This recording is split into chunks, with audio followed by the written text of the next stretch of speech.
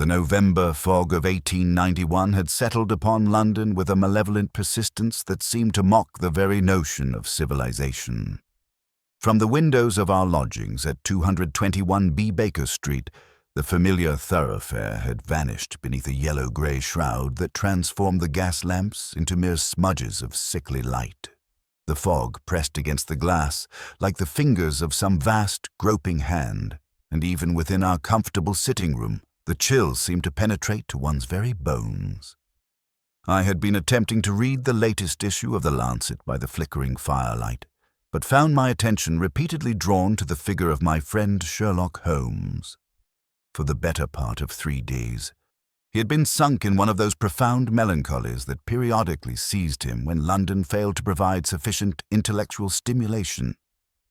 He lay stretched upon the sofa, his aquiline features thrown into sharp relief by the dancing flames, his long, nervous fingers steepled beneath his chin.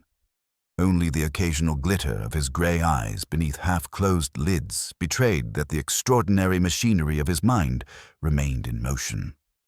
"Holmes," I ventured at length, setting aside my journal, "this inactivity is not healthy. Perhaps a brisk walk, despite the weather." "Tut, Watson," he murmured without stirring. "When the world conspires to wrap itself in cotton wool, what use is there in venturing forth? Better to conserve one's energies for those rare moments when London chooses to reveal her secrets."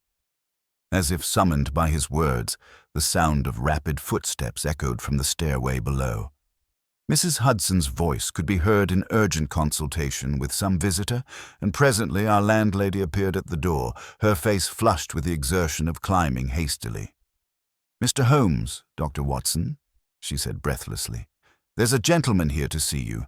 Says it's a matter of life and death, and he simply cannot wait until morning." I told him the hour was most irregular, but he was quite beside himself. Holmes was already rising from the sofa, the lethargy falling from him like a discarded cloak. "Show him up immediately, Mrs. Hudson. And perhaps some brandy. Our visitor has clearly endured considerable distress." Case introduction. Holmes demonstrates his skills. The man who entered our sitting room was a study in barely controlled desperation. He was perhaps 45 years of age, tall and distinguished, with the bearing of one accustomed to command. His clothes, though of excellent quality, were disheveled, and his face bore the unmistakable marks of profound anguish. Rain and fog had left their traces upon his overcoat, and his hands trembled as he removed his gloves. "Mr. Sherlock Holmes?" he asked, his voice hoarse with emotion. "I am he," Holmes replied, gesturing toward the chair beside the fire. "Please sit down and compose yourself. You're clearly in great distress. This is my colleague, Dr. Watson, who may be trusted absolutely. Now then, before you begin your tale, allow me to observe that you are a retired military officer of considerable rank, recently returned from service in India. You have a son currently imprisoned at Blackfriars Prison, and you have come here directly from visiting him. The matter that troubles you involves not merely his incarceration, but something far more sinister occurring within the prison walls themselves." Our visitor started as if struck, his eyes widening in astonishment. "Good God, sir! How could you possibly know all that?" Holmes waved his hand dismissively as he settled into his own chair. "Elementary observations, I assure you. Your bearing is unmistakably military, and the slight fading around your left shoulder indicates where insignia of considerable rank were once worn. The particular weathering of your skin and the faint yellow tinge around your eyes suggest recent service in India, where such coloration is common. Your boots bear the distinctive clay mud found only in the vicinity of Blackfriars Prison, and the hour of your visit suggests urgency that cannot wait for normal business hours. As for your son, there is a letter protruding from your breast pocket. I can see the official prison letterhead, and your distress is too profound for a mere business matter. Finally, you keep glancing toward the window as if expecting to be followed, which suggests that whatever is occurring at the prison has implications beyond a simple criminal case." The man sank into the offered chair, accepting the brandy Mrs. Hudson had brought with trembling hands. You are everything they say you are, Mr. Holmes. My name is Colonel Reginald Blackthorne, recently retired from the Bengal Lancers. And you are correct about my son. Captain Edward Blackthorne is currently imprisoned at Blackfriars, awaiting trial for a murder I know with absolute certainty he did not commit. Early investigation set up. The mystery unfolds. Holmes pressed his fingertips together in that characteristic gesture I knew so well. Continue, Colonel. Tell us everything, and omit no detail, however insignificant it may seem. Colonel Blackthorne took a steadying draught of brandy before beginning. My son Edward is 26 years old, Mr. Holmes, and has served with distinction in the Royal Engineers. He returned to London 4 months ago on extended leave and has been residing with me at my house in Belgravia. 6 weeks ago, he became acquainted with a wealthy industrialist named Marcus Whitmore, who had made his fortune in railway construction. They met at the Army and Navy Club, and Whitmore took an immediate interest in Edward, inviting him to various social functions and introducing him to London society. Was there any particular reason for this attention? I inquired. At first, I believed it merely the natural affinity between men of similar backgrounds, the colonel replied. Whitmore had served briefly in the military before turning to business. However, I later learned that he had been making discreet inquiries about Edward's character, his financial situation, and his future prospects. It appeared he had some business proposition in mind, though Edward never learned the specifics. Holmes leaned forward slightly. And the murder? The colonel's face darkened with pain. 5 days ago, Marcus Whitmore was found dead in his private study. He had been struck repeatedly with a heavy brass candlestick which was discovered beside the body. The room showed signs of having been searched, and a wall safe had been forced open. When the police arrived, they found Edward unconscious on the study floor, the murder weapon near his hand, his clothes stained with blood. A most damning scene, Holmes observed quietly. What does your son claim happened? That is perhaps the most disturbing aspect of this entire affair, Colonel Blackthorne said, his voice breaking. Edward remembers nothing of that evening after approximately 8 o'clock. He recalls receiving a note from Whitmore requesting an urgent meeting at 9:30. Nice, and he remembers being admitted to the house by the butler. After that, nothing. Complete darkness until he awakened in a police cell the following morning. Holmes's eyes narrowed with interest. Complete amnesia. How convenient for the true perpetrator. But tell me, Colonel, you mentioned that your concern extends beyond your son's case. What else has occurred at Blackfriars Prison? The colonel's face grew pale, and he glanced nervously toward the window before continuing.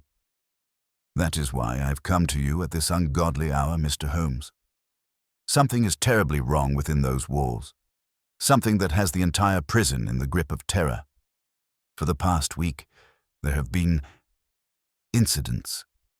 He reached into his coat and withdrew a folded letter bearing the official seal of Blackfriars Prison. This arrived this afternoon from the governor himself, a man named Bartholomew who is known for his unshakable composure. He has requested an immediate meeting with me tomorrow, but his letter suggests that he is nearly at his wit's end. Holmes took the letter and read it aloud. Colonel Blackthorne, I must speak with you urgently regarding your son's situation. However, I feel compelled to warn you that Blackfriars Prison has become the scene of occurrences which I can only describe as inexplicable. For the past 7 nights at precisely 2 o'clock in the morning, screams have been heard emanating from the condemned wing, screams of such anguish and terror that they have reduced hardened criminals to weeping children. The most disturbing aspect is that these screams appear to come from cell 47, which has been empty for 3 months since the execution of one Thomas Grimsby. The cell is locked, the corridor is guarded, and no living soul has access to that section during the night hours. Yet the screams continue, and with them a low singing, a lullaby almost, that chills the blood of all who hear it. Yesterday, we discovered something in the empty cell that defies all rational explanation.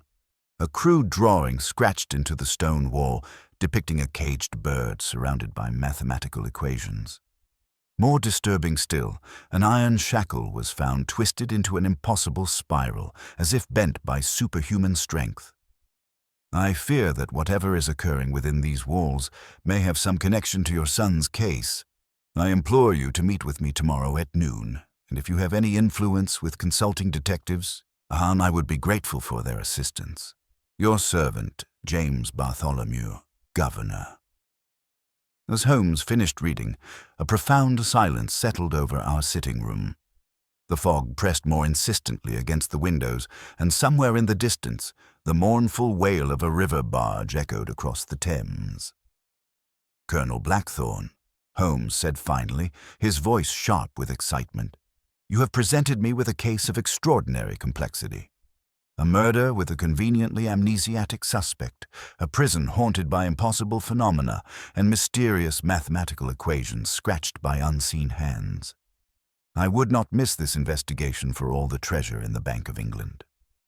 He sprang to his feet, moving toward the window where he stood silhouetted against the fog-shrouded street.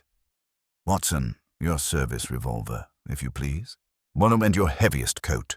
We shall need protection against both the elements and whatever human agency may be behind these seemingly supernatural occurrences." "You are taking the case?"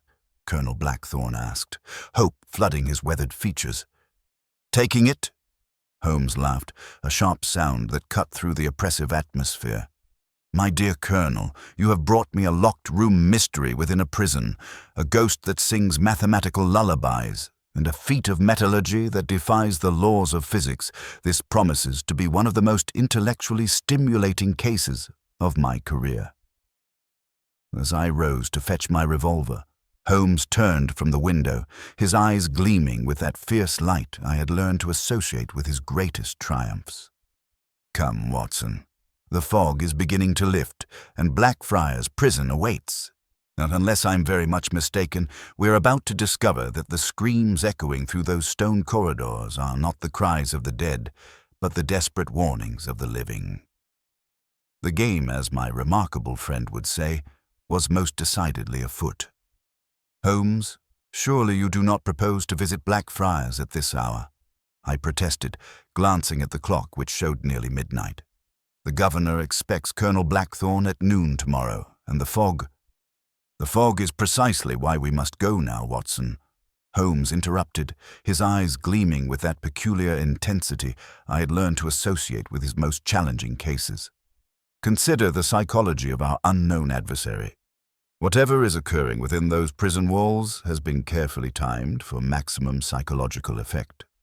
2 o'clock in the morning, the hour when human courage is at its lowest ebb, when even hardened criminals become as frightened children.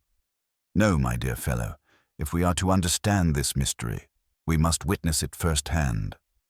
Colonel Blackthorne had risen from his chair, his military bearing reasserting itself despite his obvious exhaustion.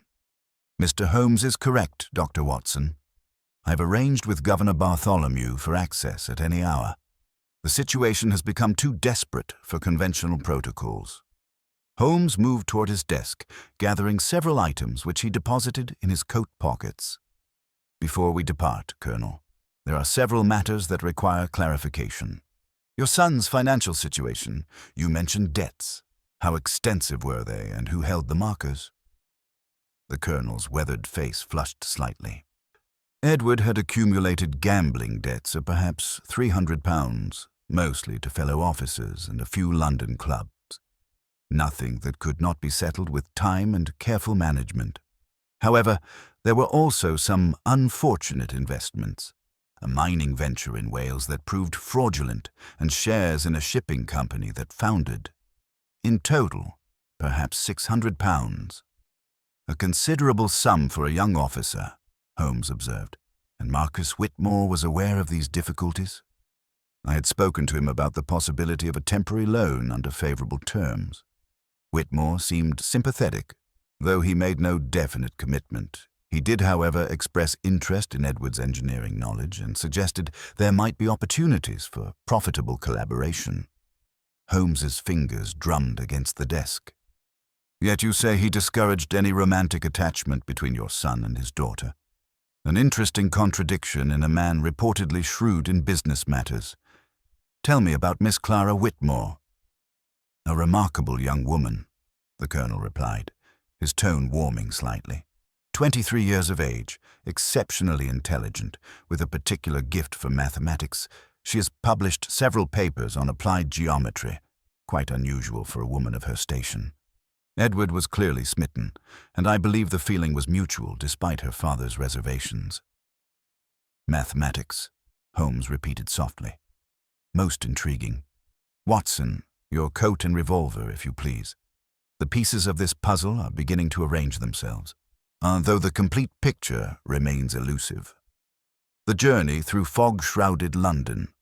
Our hansom cab moved through streets transformed into something from a Gothic nightmare.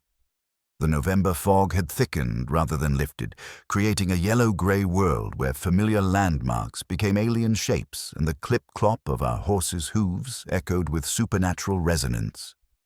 Gas lamps appeared as dim halos in the murk, and more than once our driver was forced to slow to a walking pace to avoid collision with other vehicles similarly groping through the gloom. Colonel Blackthorne sat opposite us in the swaying carriage, his hands clasped tightly in his lap. Despite his military composure, I could see the strain etched in every line of his face. Holmes remained silent throughout the journey, his aquiline profile sharp against the window as he stared into the swirling mist. I knew that behind those half-closed eyes, his extraordinary mind was already dissecting the various elements of the case, seeking patterns and connections that would escape ordinary observation.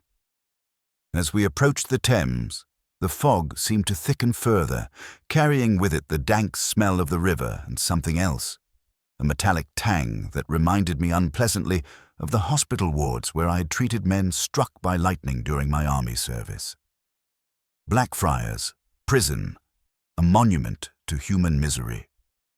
The prison loomed out of the fog like some primordial beast crouching beside the Thames. Built during the reign of George III, Blackfriars had been designed to inspire terror in the hearts of London's criminal classes, and the architects had succeeded admirably in their grim purpose. 4 massive towers marked its corners, their stone surfaces blackened by decades of London soot, while the central keep rose like an accusatory finger against the night sky. The entire structure was surrounded by walls 20 feet high, topped with iron spikes that gleamed wetly in the gaslight.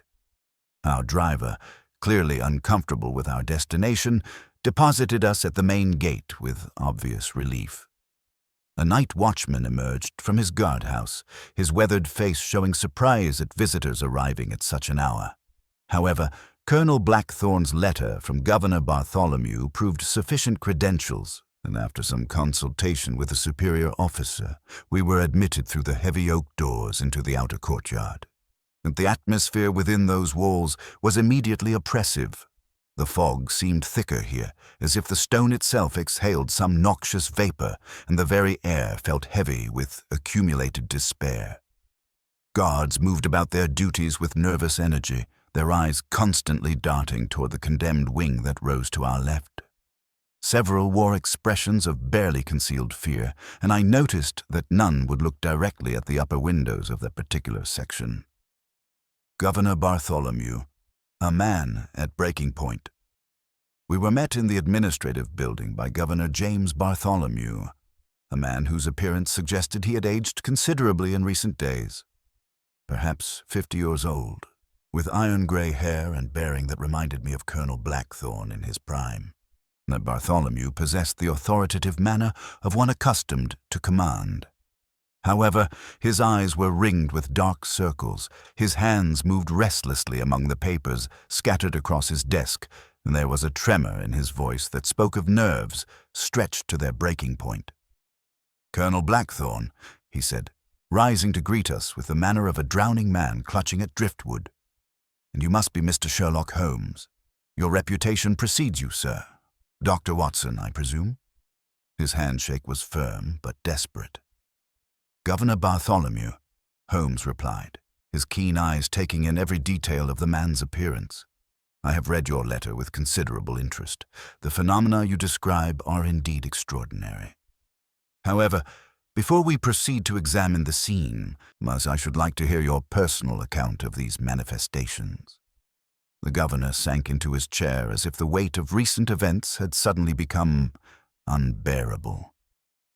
Mr. Holmes, I have been the governor of this prison for 12 years. I am not a man given to flights of fancy or superstitious nonsense. I have seen men die bravely and others break under the weight of their crimes. But what I have witnessed these past 7 nights defies every rational explanation I can conceive.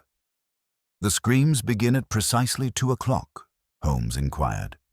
Without variation. The clock in the tower strikes twice, and immediately there comes a cry from cell 47. A sound of such anguish and terror that it reduces hardened criminals to weeping children.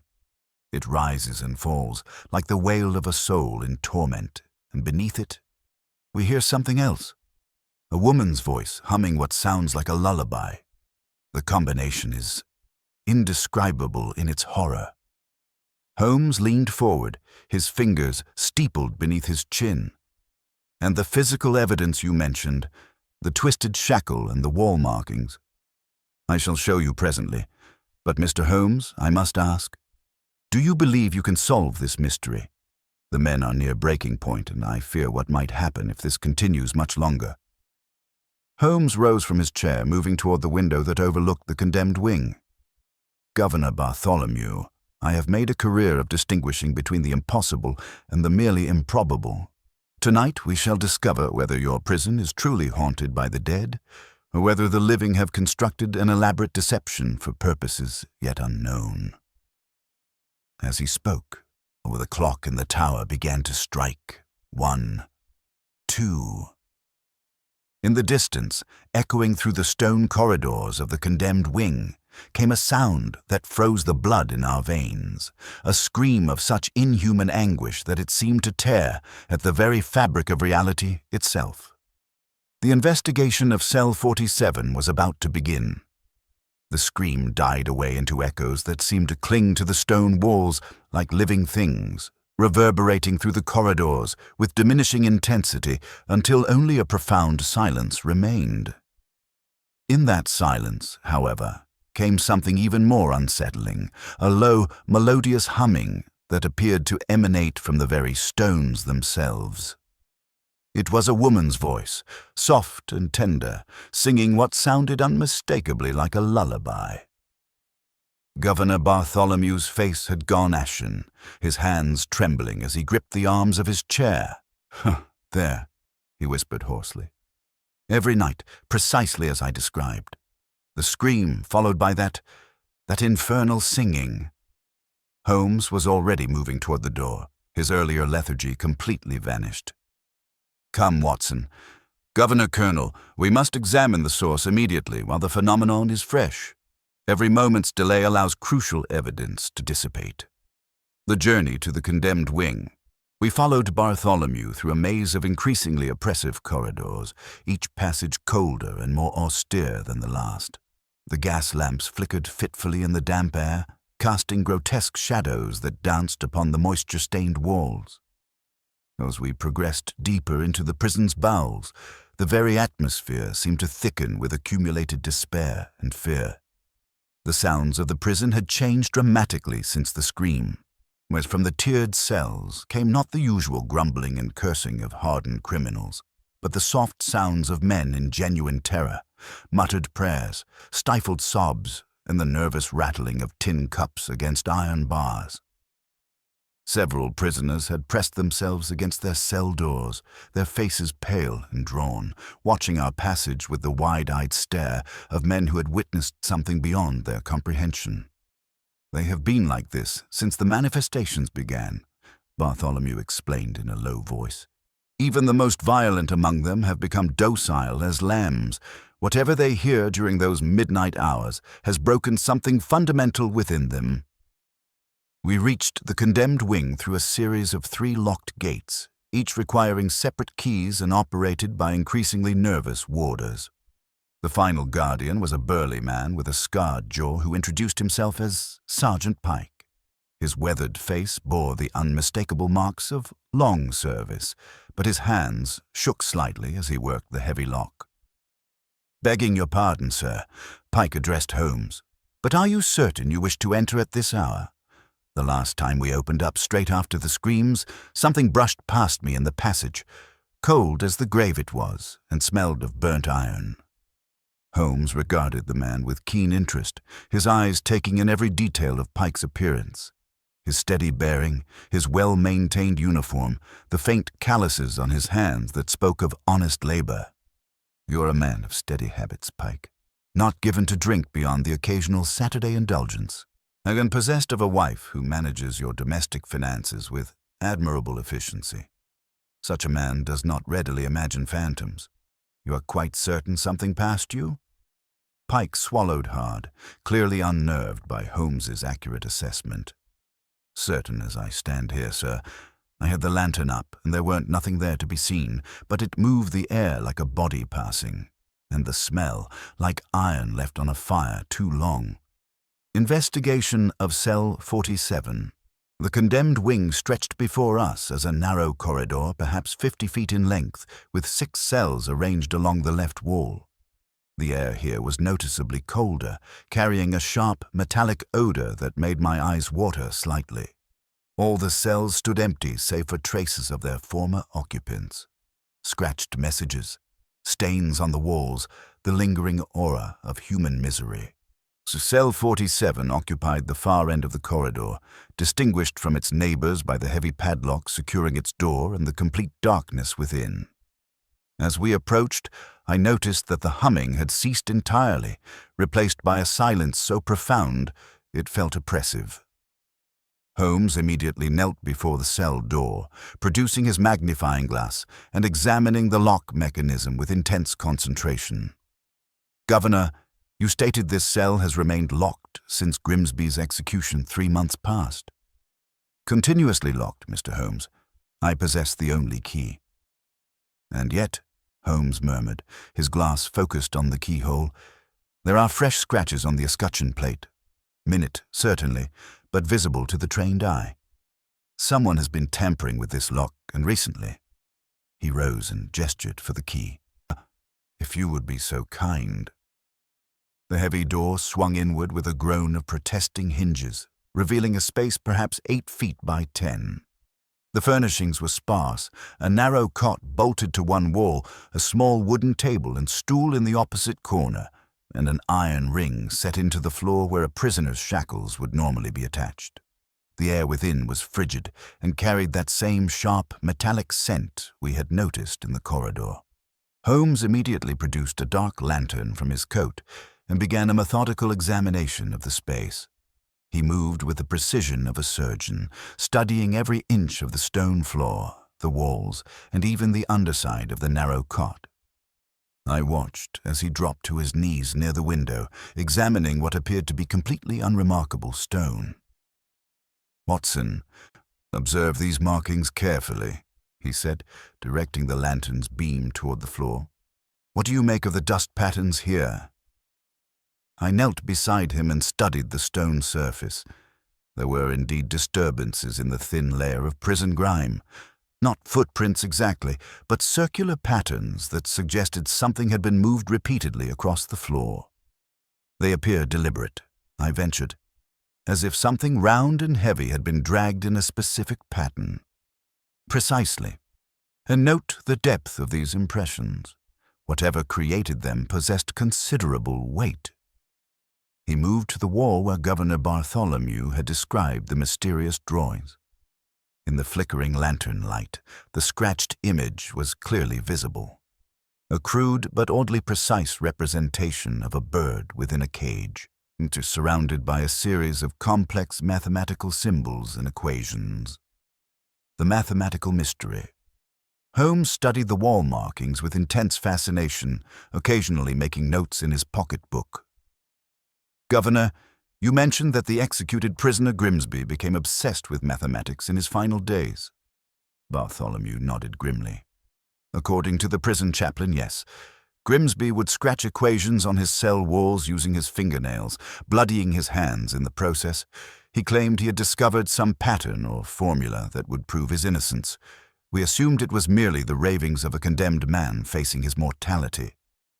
Yet these equations, Holmes continued, tracing the carved symbols with his finger, demonstrate knowledge far beyond what one would expect from a common criminal, as here we have partial derivatives, integral calculus, and what appears to be a geometric theorem involving stress distribution in curved surfaces. Watson, you recall Colonel Blackthorne's mention of Miss Clara Whitmore's mathematical proclivities. Applied geometry and published papers, I replied, beginning to see the connection Holmes was drawing. Indeed. And here, near the base of the wall, we find something even more intriguing. He directed the light toward a smaller set of symbols scratched closer to the floor. A chemical formula, Fe plus H 2SO4, iron and sulfuric acid. The proportions indicated are unusual, however, not those one would expect for any standard metallurgical process. Holmes then turned his attention to the iron shackle attached to the ring in the floor, and the sight that greeted us was truly extraordinary. The heavy iron had been twisted into a perfect spiral, as if it were soft clay rather than forged metal.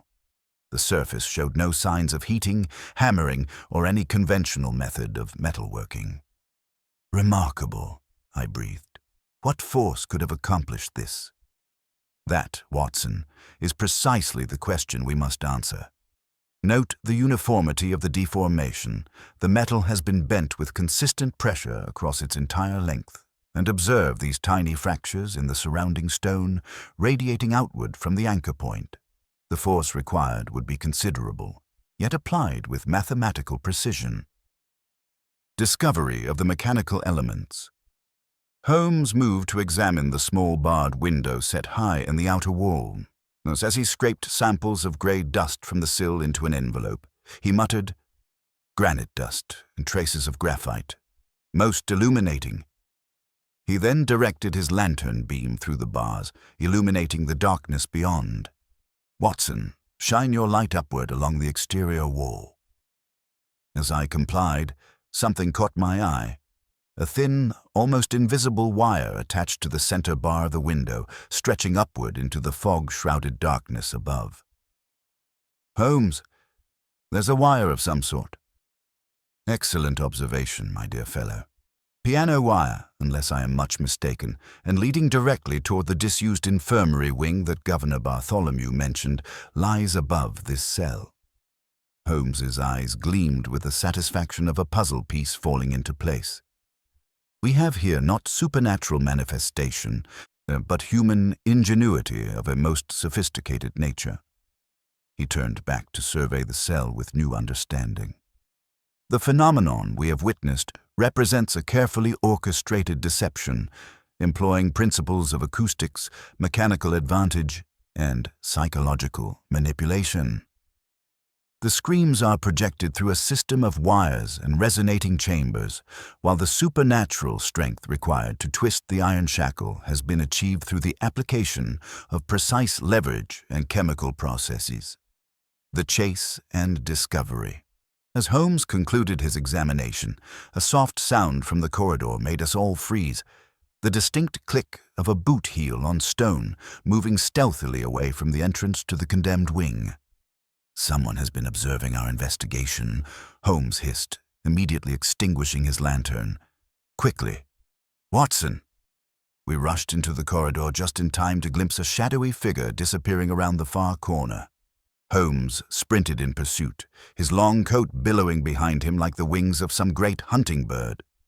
I followed close behind, revolver drawn, while Colonel Blackthorne and Governor Bartholomew struggled to keep pace through the maze of twisting passages. The chase led us deeper into the prison's infrastructure, through service corridors and maintenance areas that few would know existed. Our quarry moved with intimate knowledge of the layout, always staying just ahead of our pursuit. Finally, we burst into a large, vaulted chamber filled with the roar of rushing water, the sluice gate control room that regulated the flow from the Thames into the prison's drainage system. The room appeared empty, But on an iron walkway suspended above the churning water below, a small object lay gleaming in the dim gaslight. Holmes retrieved it carefully, a woman's silk handkerchief embroidered with the initials CW and wrapped within it a single white rose, its petals still fresh and damp with dew. Colonel Blackthorne stared at the handkerchief in disbelief. "Clara Whitmore," he whispered. "But she is in London. I spoke with her only this afternoon." "Or so you believed, Colonel," Holmes replied grimly, pocketing the evidence. "It appears that the haunting of Blackfriars Prison involves players far more tangible than the spirits of the dead. The mathematical expertise, the mechanical ingenuity, the precise timing of these manifestations all point to a living mind of considerable intelligence and education." He turned to Governor Bartholomew with renewed purpose. "I shall require access to your prison records for the past 6 months, particularly any maintenance work performed on the ventilation systems connecting the condemned wing to the infirmary. Additionally, I must examine Thomas Grimsby's personal effects that remain in your archives. The true nature of this deception is becoming clear, but the motive remains obscured." As we prepared to leave the sluice chamber, Holmes paused at the iron walkway, his keen eyes studying the rushing water below. "Watson, tomorrow we shall explore that disused infirmary, rotting floorboards notwithstanding. I suspect we shall find there the true source of Blackfriars Prison's supernatural visitations, and perhaps discover why someone of Miss Clara Whitmore's evident capabilities has chosen to orchestrate such an elaborate and dangerous charade." The mystery was deepening, but Holmes's confidence suggested that the rational explanation lay within our grasp, hidden beneath layers of mathematical precision and mechanical ingenuity that spoke of a brilliant mind driven by desperate purpose. The grey light of dawn was filtering through the dissipating fog when we finally emerged from the oppressive walls of Blackfriars Prison, our clothing damp with the pervasive moisture that seemed to cling to every stone of that grim edifice. Colonel Blackthorne had departed in a state of considerable agitation, at the discovery of Miss Clara Whitmore's handkerchief having shaken his confidence in his understanding of the case. Governor Bartholomew retreated to his quarters with promises to have the requested records prepared, his weathered face showing relief that rational explanation was being applied to his prison's supernatural visitations. Holmes remained silent during our cab ride back to Baker Street, his aquiline features sharp against the window as he stared into the swirling mist. His long fingers were steepled beneath his chin in that characteristic pose I had learned to associate with his most intense periods of mental activity. Only when Mrs. Hudson had provided us with strong coffee and a hastily prepared breakfast did he finally speak. Scientific analysis and deduction. "Watson," he said at length, when setting down his cup with deliberate precision, "what conclusions have you drawn from our midnight investigation?" I considered the question carefully, reviewing the extraordinary evidence we had gathered. The phenomena at Blackfriars appear to be an elaborate deception designed to create the impression of supernatural activity. The wire you discovered suggests a mechanical system for producing the sounds, while the twisted iron shackle indicates the application of chemical processes rather than supernatural strength. The handkerchief clearly implicates Miss Clara Whitmore, though her motive remains obscure. "An excellent summary of the physical evidence," Holmes replied, rising to pace before the fireplace. "Yet you have overlooked the most significant element, those mathematical equations scratched into the cell wall. Since they were not random scribblings, Watson, but precise calculations describing the application of force required to deform iron of specific thickness and composition." He moved to his desk and withdrew several sheets of paper upon which he had copied the mysterious formulae. "Observe these calculations. The chemical formula we discovered, Fe plus H2SO4, represents iron treated with sulfuric acid in proportions that would weaken the metal's crystalline structure at the molecular level, making it susceptible to bending with far less force than would normally be required. But surely such knowledge would be beyond the capabilities of Thomas Grimsby, the executed prisoner. Precisely, Watson. This which leads us to conclude that someone else inscribed those equations, someone who wished to leave a message comprehensible only to those with appropriate expertise. Holmes's eyes gleamed with excitement. Consider the sequence. Marcus Whitmore is murdered 6 weeks ago. His daughter Clara, a gifted mathematician, begins the supernatural manifestations in the cell of Thomas Grimsby, a man executed for a crime he claimed he did not commit. The arrival of Inspector Lestrade. Our discussion was interrupted by the familiar tread of Inspector Lestrade upon our stairs. The lean, ferret-like detective entered with his characteristic air of professional skepticism, accompanied by a younger colleague he introduced as Sergeant Morrison. "Mr. Holmes, Dr. Watson," Lestrade began, accepting Mrs. Hudson's offer of tea. "I understand you've been making inquiries into the Whitmore murder. I must remind you that Captain Blackthorne is in official custody, and the case is proceeding satisfactorily." Holmes waved his hand dismissively. "My dear Lestrade, I would not dream of interfering with your investigation. However, since you are here, perhaps you could clarify certain details. The contents of Whitmore's safe, for instance. What was taken?" Lestrade consulted his notebook reluctantly. Approximately £2,000 in cash and securities were left untouched. However, a leather portfolio containing business correspondence was missing. We believe it contained documents related to his various enterprises. Most illuminating. And Captain Blackthorne's position when discovered? Face down, approximately 6 feet from the victim, right hand extended toward the murder weapon. His fingerprints were on the candlestick. His clothing showed blood spatters consistent with being present during the attack. Holmes leaned forward intently. Yet Whitmore showed no defensive wounds, no signs of struggle beyond the immediate violence. None whatsoever. The medical examiner concluded he was struck from behind without warning.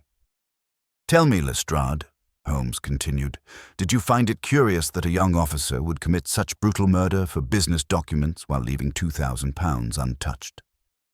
Before Lestrade could respond, Sergeant Morrison spoke up. "Inspector, there's something in the Grimsby file that might be relevant. He claimed during his trial that he'd been framed for murdering a railway contractor named Pemberton, a competitor of Marcus Whitmore's. Grimsby worked as a surveyor for Pemberton and claimed he had evidence proving Whitmore was bribing officials to secure contracts." Holmes's head snapped around with the speed of a striking cobra. "And this evidence?" "Vanished from Grimsby's lodgings the night before he was to present it. Without it, his defense collapsed, and he was convicted on circumstantial evidence remarkably similar to that facing Captain Blackthorne." The Whitmore residence investigation. An hour later found us in Belgravia, approaching the imposing facade of the late Marcus Whitmore's residence in Eaton Square. Black crepe hung discreetly upon the door, and the blinds of the upper windows were drawn in mourning. We were admitted by a solemn butler who informed us that Miss Whitmore was absent, visiting relatives in the country, but that her cousin, Mr. Arthur Sterling, was managing the estate's affairs. Sterling proved to be a nervous young man with weak eyes and a perpetually damp handshake, clearly overwhelmed by his new responsibilities. He received us in the very study where Marcus Whitmore had met his violent end. "A terrible business, gentlemen," Sterling said, gesturing toward the dark stain on the Persian carpet. "To think that Captain Blackthorne, a man we welcomed into our home, could be capable of such violence." Holmes's keen gaze swept the room, taking in the forced wall safe and the heavy furnishings. "I understand your cousin Clara had formed an attachment to the captain." Sterling's eyes darted nervously. "Clara is impressionable. She refused to believe the evidence against him, even after the police found him with the weapon. She has taken her father's death very hard. That is why she went away, to recover her nerves." "Of course," Holmes said smoothly, moving to examine the damaged safe. "Tell me, was your uncle involved in any engineering projects recently? Something involving metallurgy or construction?" The young man looked genuinely surprised. Why, yes, Uncle Marcus had invested heavily in railway construction and prison renovation contracts. He was working on some revolutionary process for strengthening iron structures. But how could you know that? Holmes produced his magnifying glass, examining the safe's lock mechanism with intense interest. The steel here shows signs of chemical decomposition rather than explosive force. Note the yellow residue, sulfur compounds and traces of that same peculiar iron treatment we discovered elsewhere. Sterling watched nervously as Holmes continued his examination. The police were baffled by the lock. They suggested some new form of cutting torch, though no such equipment was found. "One final question, Mr. Sterling," Holmes said, straightening. "Where exactly is Miss Whitmore staying? I find myself in need of her mathematical expertise regarding a complex architectural problem."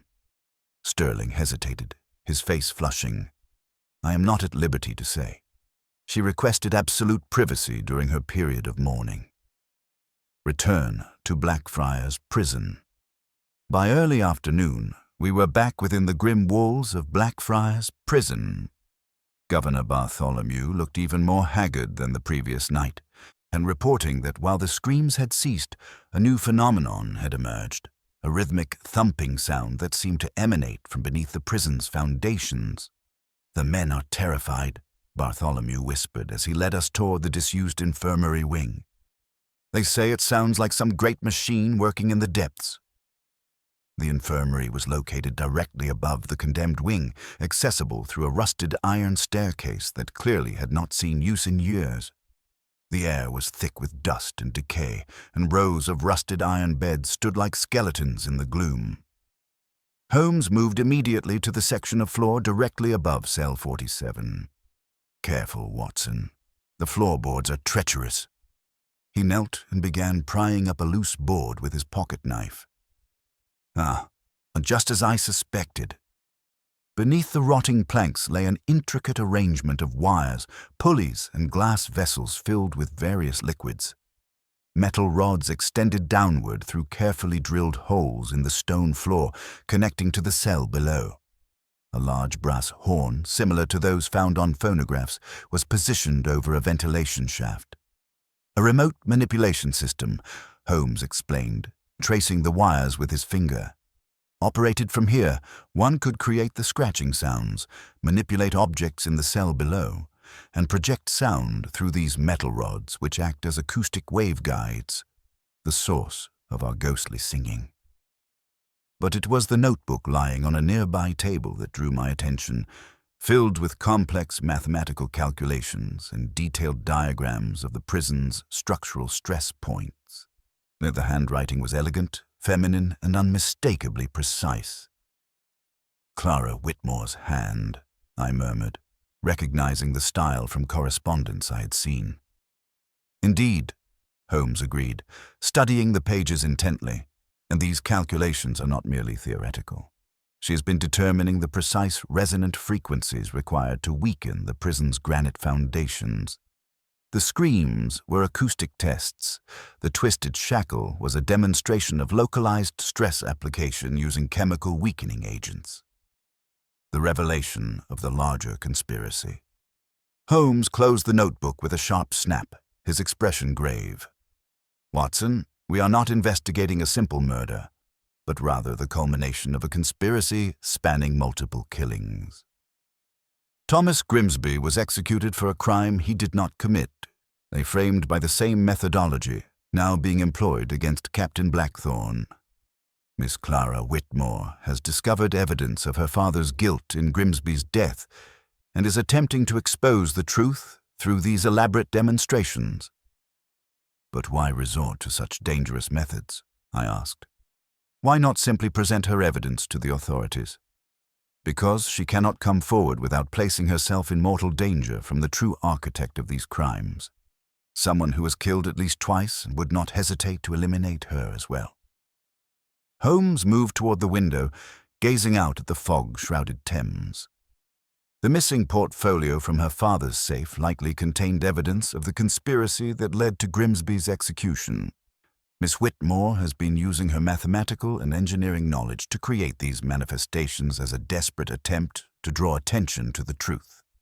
Suddenly, the rhythmic thumping Governor Bartholomew had described resumed, causing the glass vessels on the floor to vibrate ominously. The sound was coming from somewhere deep within the prison's foundations, regular and mechanical in nature. "She is still here, Watson," Holmes said urgently. "Still conducting her experiments, still trying to expose the conspiracy that killed Thomas Grimsby and now threatens Captain Blackthorne. We must find her before the true murderer realizes what she is attempting to accomplish." As we prepared to descend deeper into the prison's infrastructure, Holmes paused at the infirmary window, his sharp profile silhouetted against the grey afternoon light. "The game has become far more dangerous than I initially suspected, Watson. We are dealing with someone who has perfected the art of judicial murder, using the very system of justice as their weapon. Miss Clara Whitmore may be our only hope of preventing another innocent man from meeting Thomas Grimsby's fate, but first we must ensure that she does not become the next victim of this elaborate and deadly conspiracy." The investigation was entering its most perilous phase, with the lives of multiple innocents hanging in the balance, and a killer who had already demonstrated both ruthlessness and considerable cunning.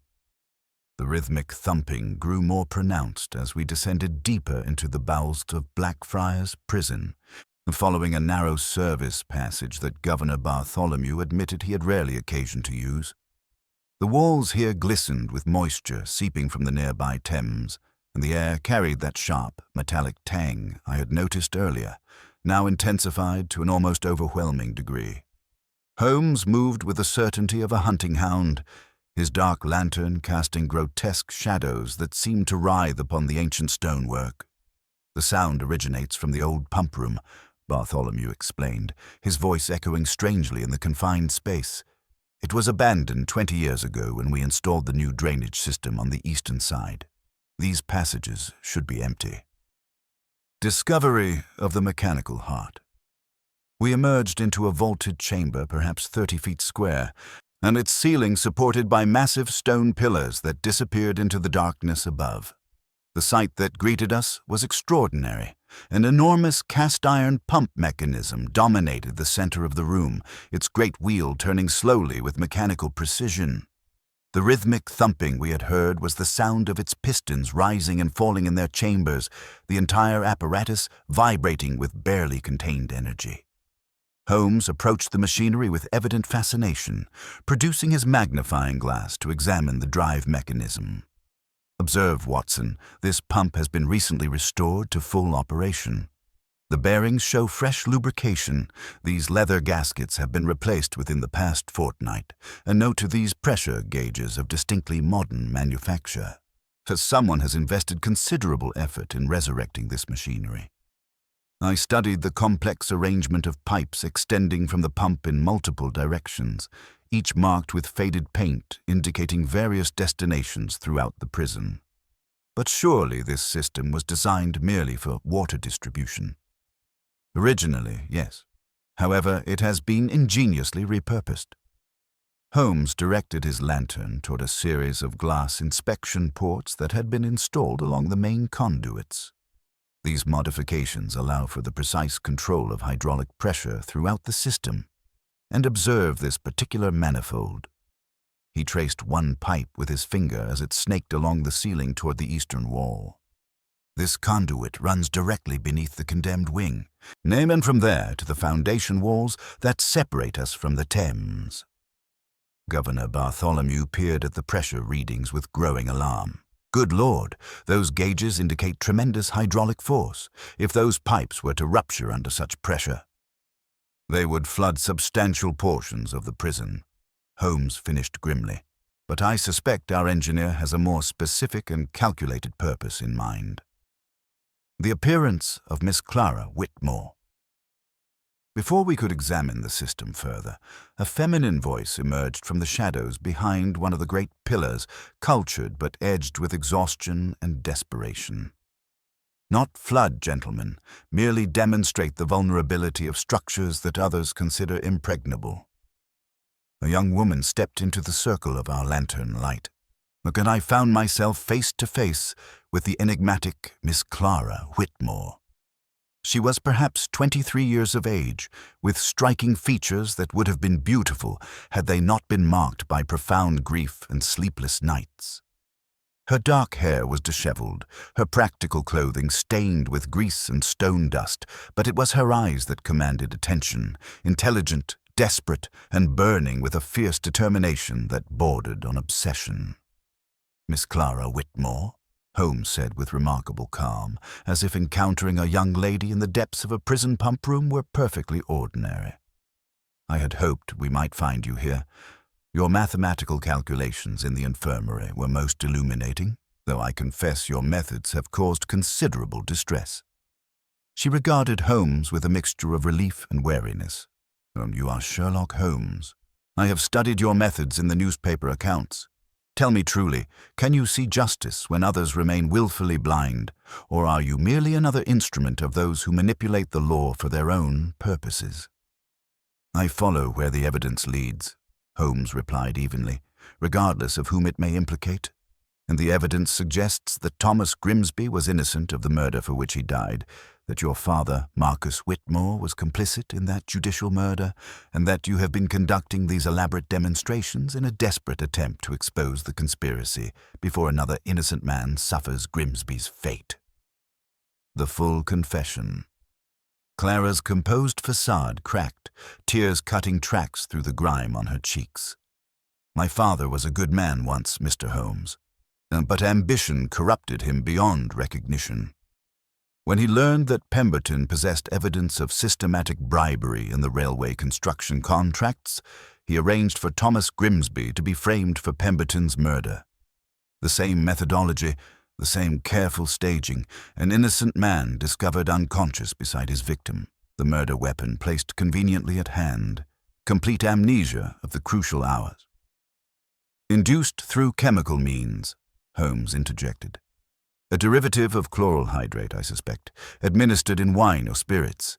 It produces profound unconsciousness followed by complete memory loss of the period preceding its administration." Clara nodded, her hands clenching into fists. "I discovered the formula among my father's private papers after his death, along with detailed instructions for its preparation and use. But when I realized the innocent blood on his hands, I confronted him. We argued terribly. He claimed it was necessary for business, that Grimsby and Pemberton were obstacles to progress that had to be removed. And yet," I said gently, 3 days after this confrontation, your father himself was murdered using the identical methodology. Miss Whitmore, surely you cannot believe this was mere coincidence." "Coincidence?" She laughed bitterly. "No, Dr. Watson. Someone else knew about the chloral compound, understood the methodology perfectly, and saw an opportunity to eliminate my father while framing another innocent man in the process. Someone who had been present during our argument, who heard every detail of my accusations." Holmes leaned forward intently. "Your cousin, Mr. Arthur Sterling." "Arthur was my father's business partner and closest confidant," Clara confirmed, her voice dropping to a whisper.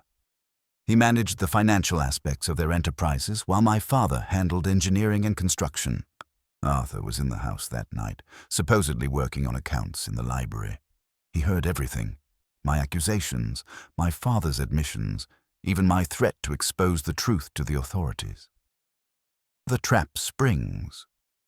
As if summoned by her words, a slow, mocking applause echoed through the pump room.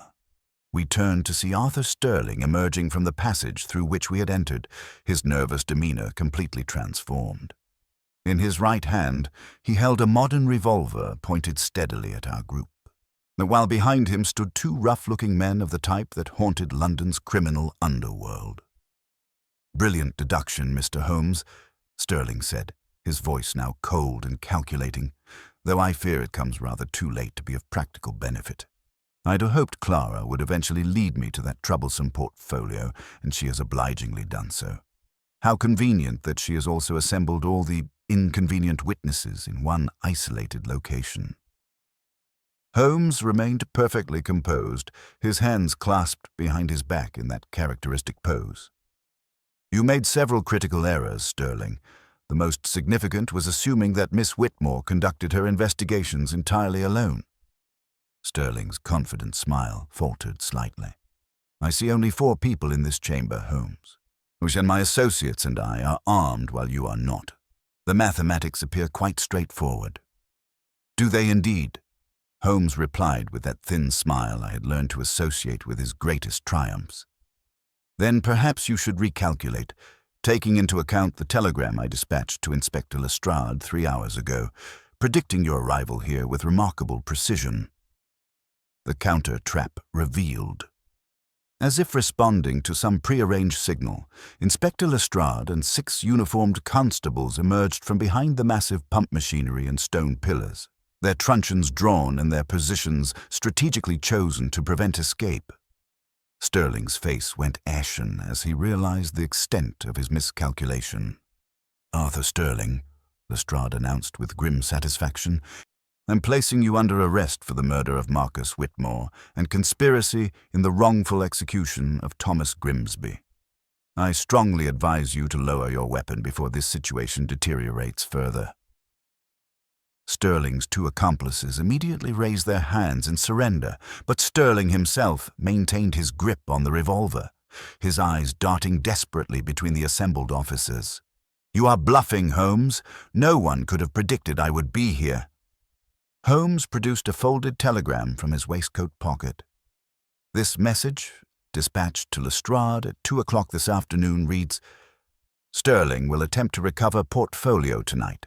Suggest positioning men at Blackfriars pump room by 8 o'clock. Expect armed resistance.'"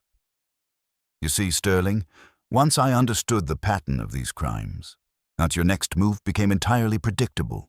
You could not allow Miss Whitmore to escape with documentary evidence of the conspiracy, and you knew she would return to complete her demonstrations.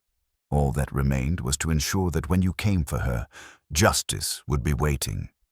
Resolution and justice. The standoff lasted only moments longer before Sterling's nerve finally broke. The revolver clattered to the stone floor as his shoulders sagged in defeat, the weight of his crimes finally overwhelming his desperate bravado. As the constables moved to secure the prisoners, Clara Whitmore swayed with exhaustion, the accumulated strain of weeks of dangerous activity finally taking its toll. I moved quickly to support her, guiding her to sit upon a wooden crate while Holmes retrieved the leather portfolio she had been protecting. "Oh, it is finished, Miss Whitmore," I said gently. "The truth will be revealed, and Captain Blackthorne will be exonerated." She looked up at me with eyes that had witnessed too much sorrow for one so young. "Will it truly be finished, Dr. Watson? Thomas Grimsby is still dead, executed for a crime he never committed. What justice exists for him?" Holmes approached, his expression unusually compassionate. "None that can restore what was lost, I fear. But the exposure of this conspiracy will lead to investigations of every official your father bribed, and the methodology Sterling employed will be recognized and guarded against in future cases. Sometimes, Miss Whitmore, the best we can achieve is to prevent the next tragedy." Governor Bartholomew stood surveying the pump machinery with evident relief, mixed with professional concern. "Mr. Holmes, if Miss Whitmore had activated this system at full pressure, what precisely would have occurred? The hydraulic force would have been directed against specific points in the foundation walls, points calculated to reveal structural vulnerabilities without causing actual catastrophic failure," Holmes explained, studying Clara's engineering diagrams with obvious admiration. "Not enough to breach the Thames barriers, but sufficient to demonstrate that such a breach was possible, thereby drawing official attention to the condemned wing where her evidence was concealed. A desperate gambit, but one born of mathematical precision rather than malicious intent." The final revelation. As we prepared to leave the pump room, Sterling made one final attempt at defiance. "You have accomplished nothing, Holmes, and my solicitors will tie this case in legal knots for years. The courts will find their task considerably simplified. Holmes interrupted smoothly, "by the fact that Captain Blackthorne has already been released on my personal recognizance, and that Miss Whitmore's portfolio contains evidence not only of judicial murder, but of your systematic embezzlement from the Whitmore estate over the past 18 months. You see, Sterling, while you were focused on concealing murder, you overlooked the financial irregularities that provide independent grounds for prosecution. Sometimes the simplest crimes prove the most difficult to explain away." The procession that emerged from Blackfriars Prison into the grey afternoon light presented a remarkable spectacle. Criminals in custody, a brilliant young woman vindicated though grieving, and at the centre of it all, Sherlock Holmes, his aquiline features reflecting quiet satisfaction at another puzzle solved through the inexorable application of pure reason. As our cab carried us back toward Baker Street, Holmes turned to me with that familiar gleam in his grey eyes. "An instructive case, Watson. It demonstrates that while human ingenuity may devise elaborate deceptions, the truth possesses a mathematical precision that ultimately renders all falsehood unsustainable. Miss Whitmore's demonstrations, though extreme, served their intended purpose. They forced the real villain into the open where justice could finally reach him." The screams of Blackfriars Prison had been silenced at last, not by supernatural intervention, but by the triumph of logic over deception and justice over conspiracy. The morning sun cast long shadows across our Baker Street sitting room as Holmes bent over his chemical apparatus, analyzing the final samples collected from our investigation at Blackfriars Prison. The acrid smell of reagents mingled with the familiar aroma of his pipe tobacco, creating an atmosphere of scientific inquiry that seemed to restore his natural equilibrium after the dramatic events of the previous night. "Watson," he called from his workbench, holding a glass slide to the light, "observe these crystalline formations. The residue from Whitmore's safe shows identical chemical signatures to the samples taken from cell 47's twisted shackle. Miss Whitmore's formula, Fe plus H2SO4 in precise proportions, was employed by Sterling to force the safe without leaving obvious signs of explosive or mechanical intervention. I joined him at the bench, studying the yellowish precipitate that had formed in the test tube. Then Sterling discovered Clara's chemical process among her father's papers and recognized its utility for his own criminal purposes. Precisely. The sulfuric acid treatment weakens the iron's molecular bonds over a period of approximately 6 hours, making the metal pliable enough to be manipulated with conventional tools before hardening again as the reaction stabilizes. Sterling used this knowledge to access the safe and retrieve the portfolio containing evidence of the Grimsby conspiracy, though he failed to locate Clara's copy of her father's confession.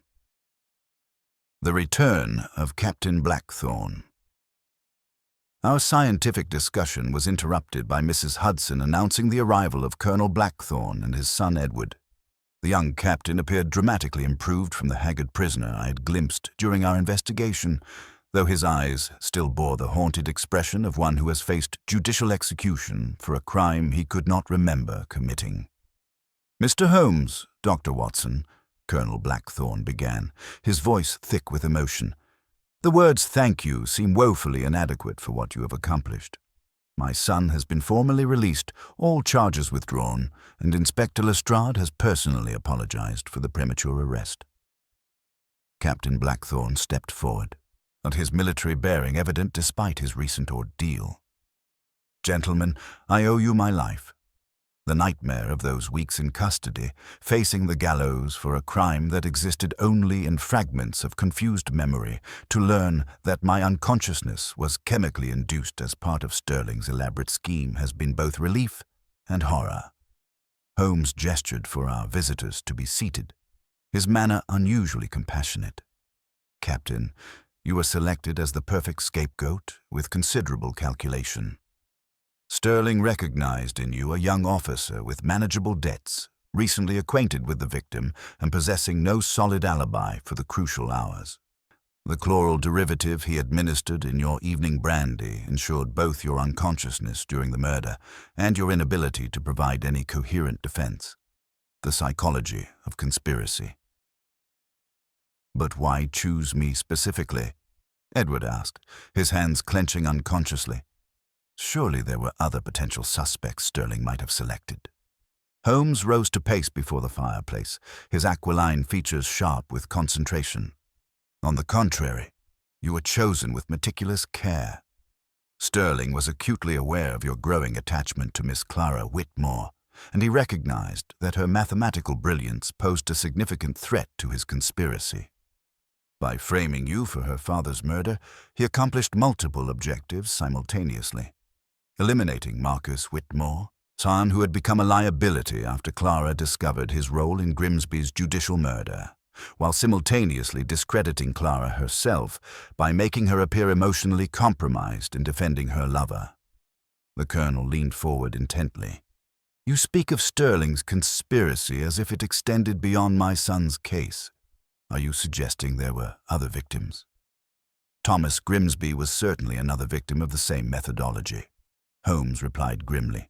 "The identical chemical compound, the identical staging of evidence, the identical claims of amnesia. Such precise duplication suggests not coincidence, but deliberate replication by someone intimately familiar with the original crime. And Sterling had perfected a method of judicial murder that left no trace of the true perpetrator. Clara Whitmore's desperate ingenuity." Captain Blackthorne's expression grew tender as he asked, "And Miss Clara? How does she fare after her extraordinary ordeal?" Holmes moved to his desk, withdrawing several sheets covered with complex mathematical calculations. "She is currently residing with her maternal aunt in Kensington, under Scotland Yard protection until Sterling's trial concludes. Her actions at Blackfriars, while technically illegal, were born of desperation and genuine scientific brilliance.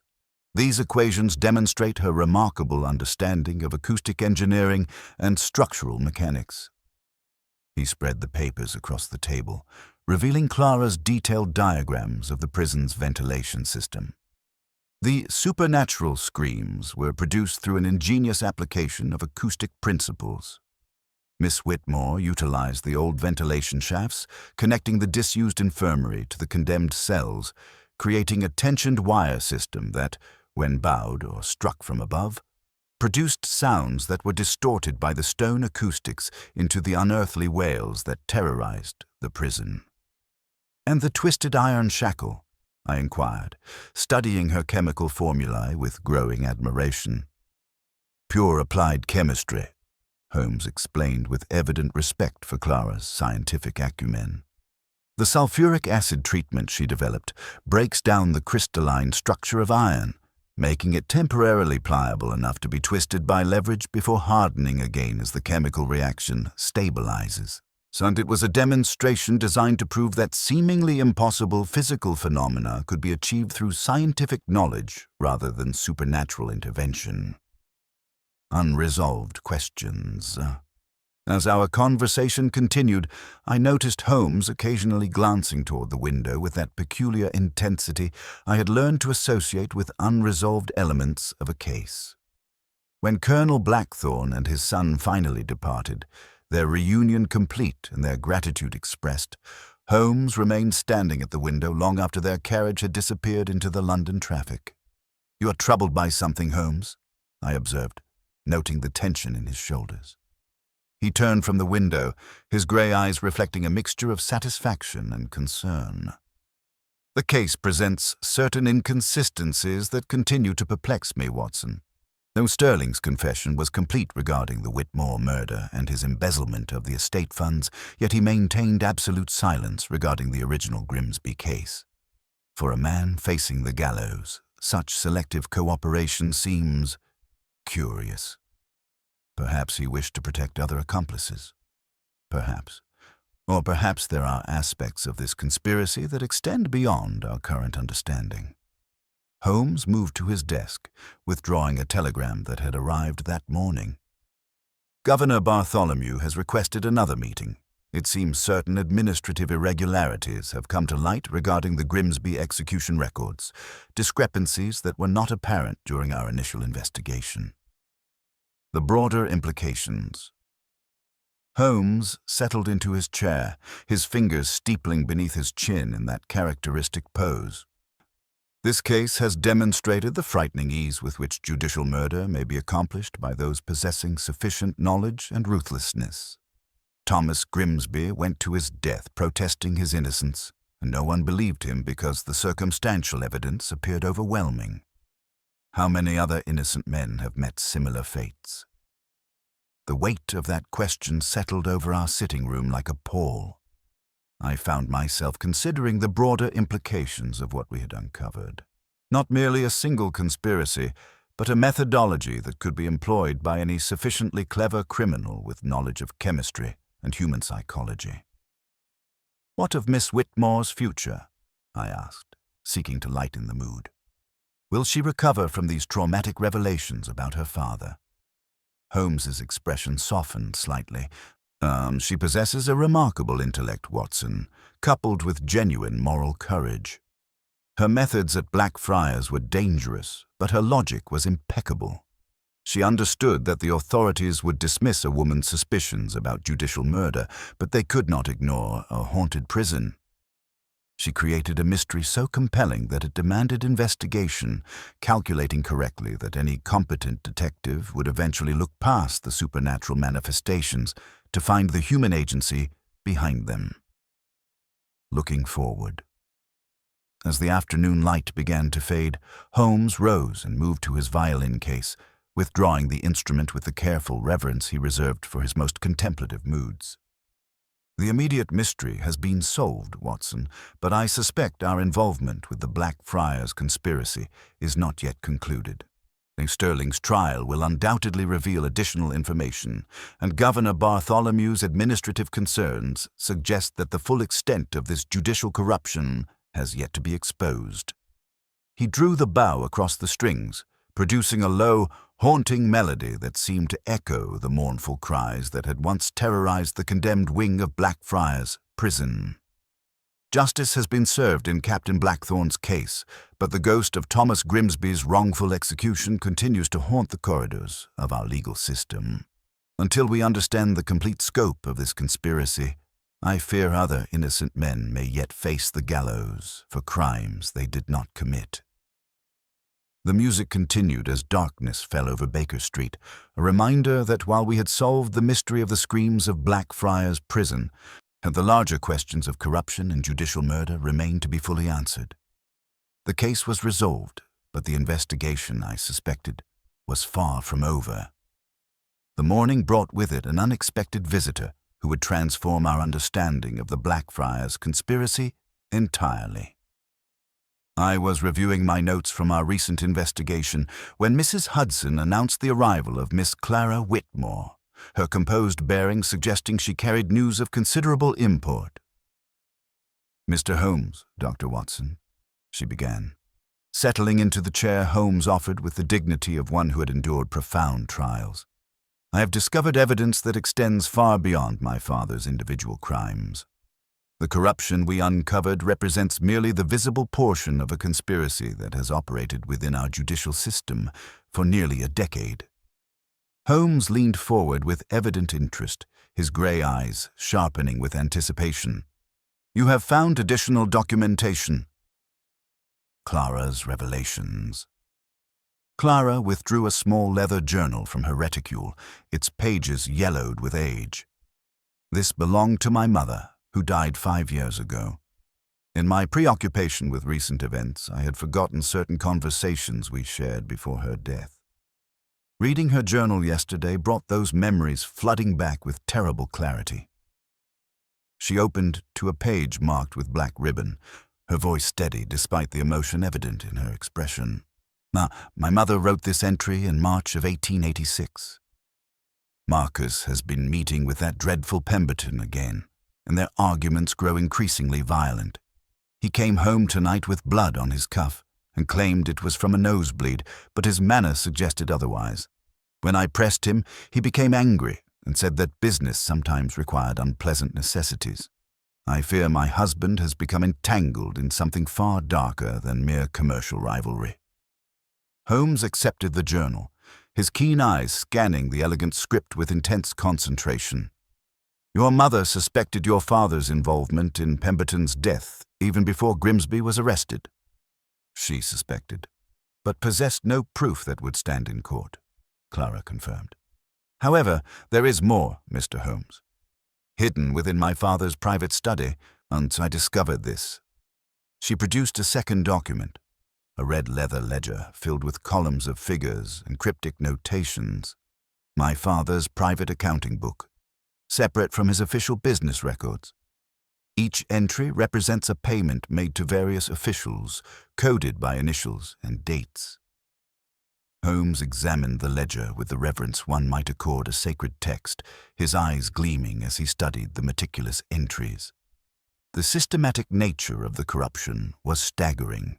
Judges, police inspectors, court clerks, even members of Parliament, all carefully catalogued with their corresponding payments and the specific favors they had provided in return.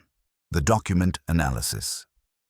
This is extraordinary evidence, Holmes declared, rising to pace before the fireplace. However, Miss Whitmore, we must verify the authenticity of these records and establish their connection to specific judicial decisions. I propose we begin with the Grimsby case itself. If your father's corruption network was responsible for his conviction, there should be clear evidence in the official records. Within 2 hours, we found ourselves once again within the administrative offices of Blackfriars Prison, where Governor Bartholomew had assembled the complete documentation surrounding Thomas Grimsby's trial and execution. Holmes approached the task with scientific precision, examining each document with his magnifying glass while I recorded his observations. "Observe, Watson," he said, focusing intently on the execution register. The signatures of the required official witnesses, Governor Bartholomew, the prison chaplain, and the medical officer. Now note the ink quality and pressure strokes on this particular signature. He indicated the medical officer's mark with his finger. I leaned closer, studying the entry with growing concern. The ink appears fresher than the surrounding text, and the handwriting seems different somehow. Precisely. This signature was added weeks, perhaps months, after the original date. Moreover, Governor Bartholomew, who was the medical officer present at Grimsby's execution? Bartholomew consulted his records with trembling hands. Dr. Julian Sterling, Arthur Sterling's elder brother. He served as our medical officer for 5 years until his sudden resignation 2 weeks after the execution. He cited health reasons and established a private practice in Harley Street. Holmes straightened abruptly, his eyes blazing with sudden comprehension. "Watson, we must examine Grimsby's grave immediately. I suspect we are about to discover why Arthur Sterling remained silent about his brother's role in this conspiracy." The shocking discovery.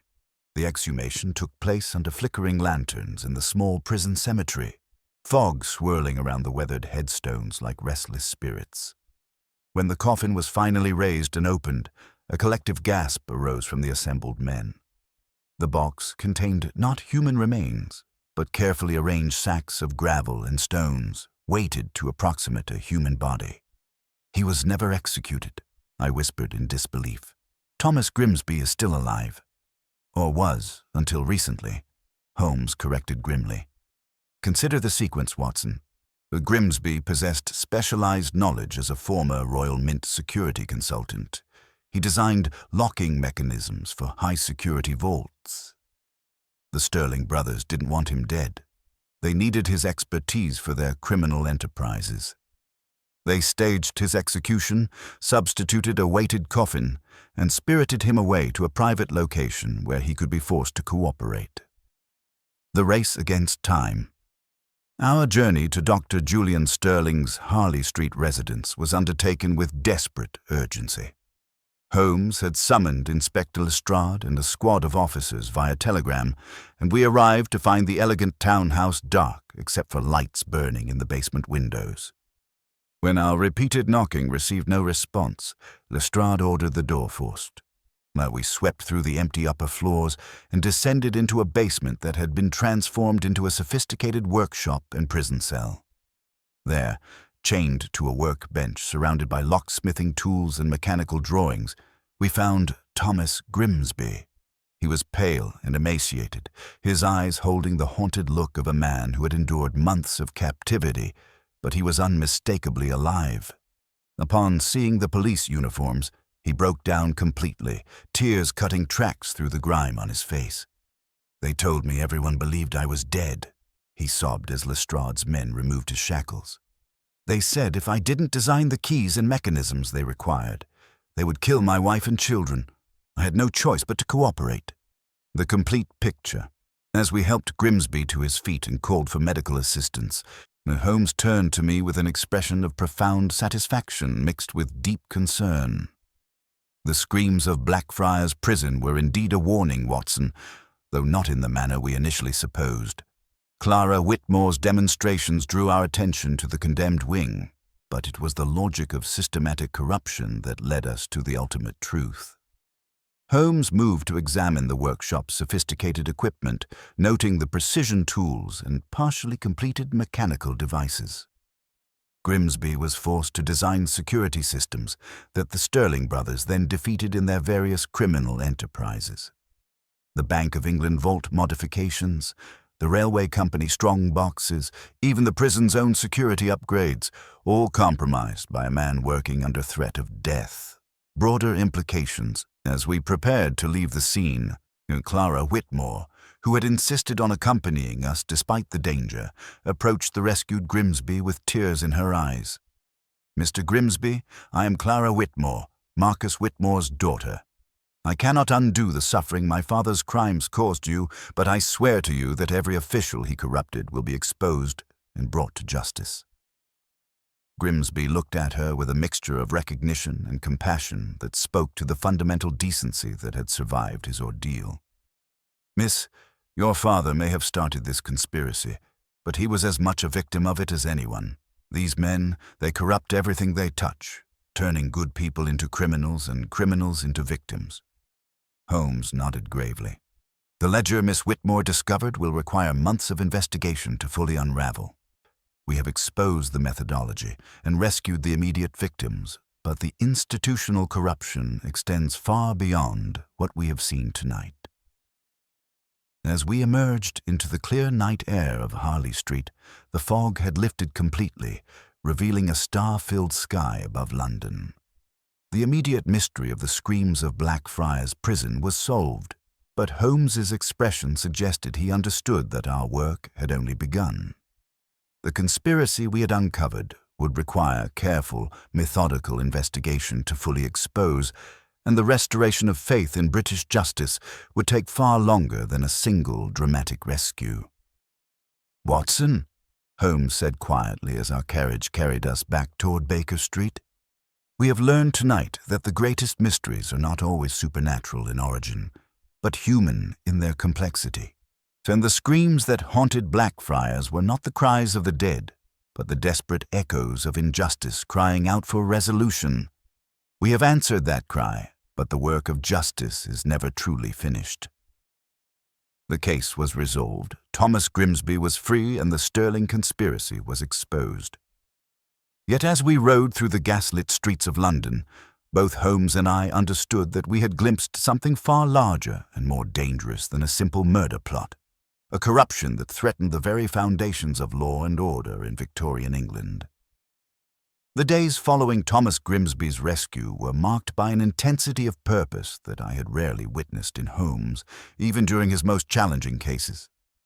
Our Baker Street sitting room had been transformed into what resembled a military campaign headquarters, with documents, charts, and newspaper clippings covering every available surface.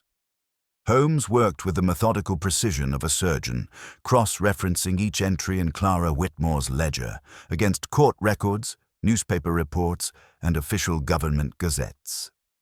The scope of systematic corruption.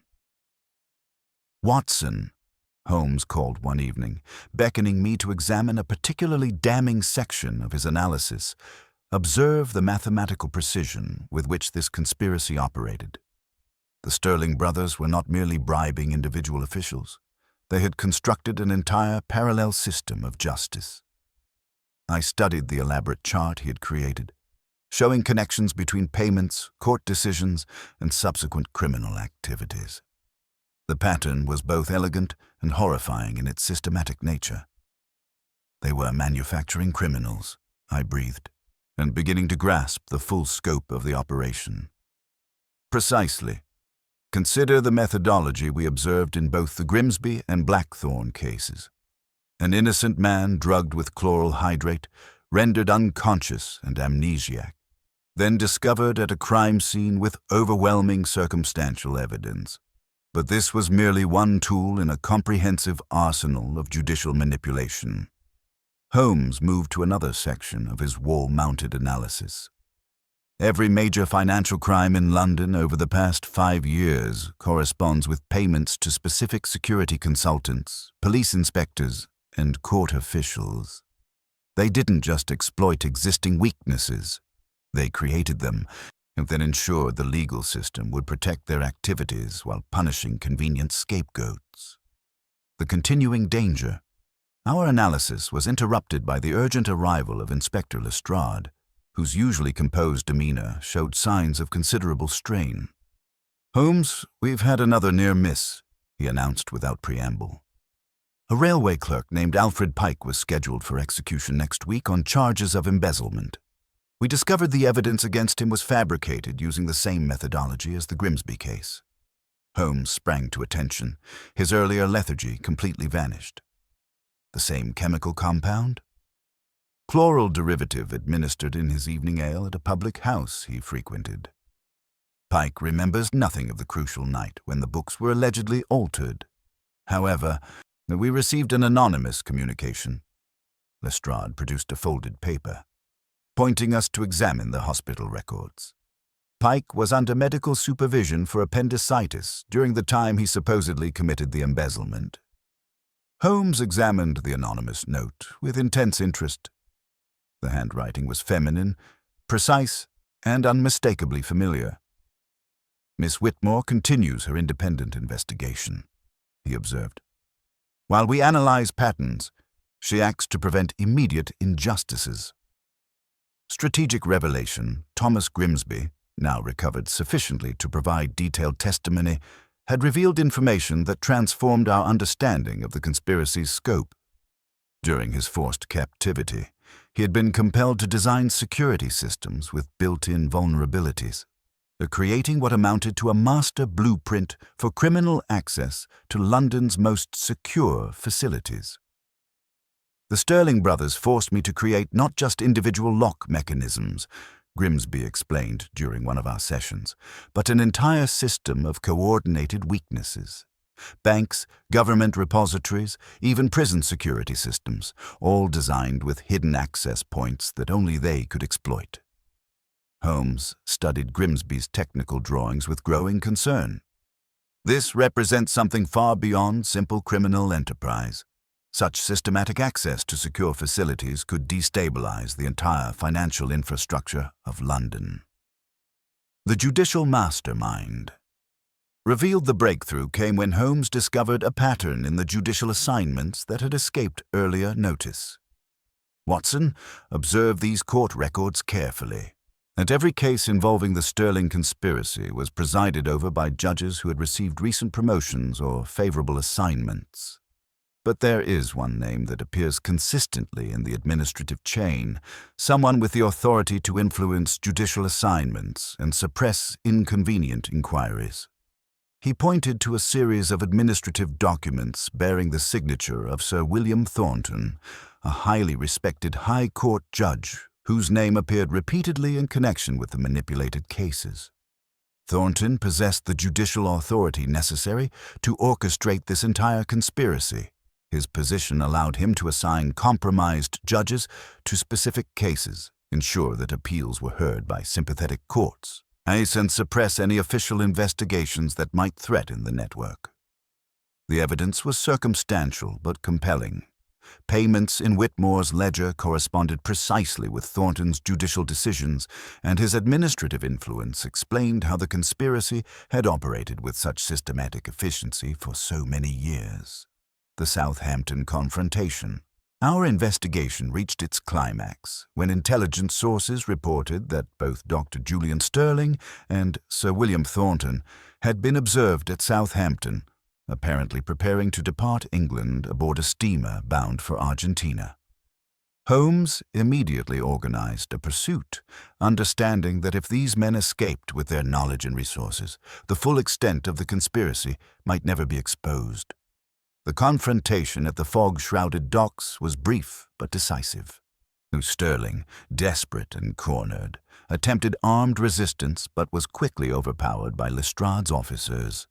Thornton, realizing that his position and reputation could no longer protect him, attempted to destroy the documents he carried, but Holmes's quick action preserved the crucial evidence.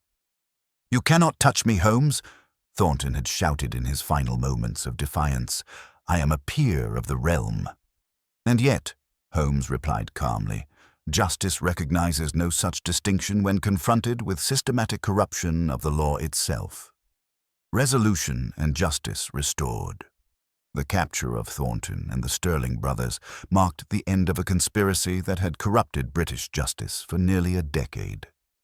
The evidence recovered from their attempted escape included detailed records of foreign contacts, offshore financial accounts, and plans for expanding their operations to other major European cities. Captain Edward Blackthorne was formally exonerated and restored to his military rank with full honors.